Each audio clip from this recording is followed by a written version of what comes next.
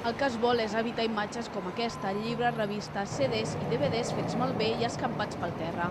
El nou sistema de préstec, que ara permet endur-se fins a 30 documents a casa, col·lapsa sovint algunes bústies quan l'usuari vol tornar tot de cop. Un problema que s'agreuja coincidint amb les vacances. L'usuari, si veu una bústia plena, el primer que ha de fer és no deixar-lo fora ni intentar emputxar-lo dintre perquè es pot espatllar. Pot fer dues coses. O bé, tornar-lo a alguna altra bústia d'una altra biblioteca, o bé portar-lo a la biblioteca i dir, en persona i dir, mira, no l'he tornat abans perquè la bústia estava a tope. De les 36 biblioteques municipals, només 11 obriran a l'agost, una per districte, excepte l'Eixample, que en tindrà dues. Si la biblioteca està tancada, el període de préstec s'amplia, o si l'usuari ho prefereix, el pot retornar a qualsevol altra biblioteca oberta. A l'estiu, a més de canviar el sistema de préstec, també canvia el perfil de l'usuari.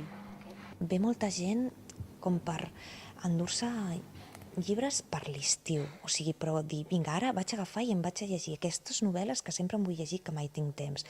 O també s'emporten moltíssima música. Les biblioteques que estiguin obertes a l'agost oferiran també activitats culturals dirigides sobretot als infants.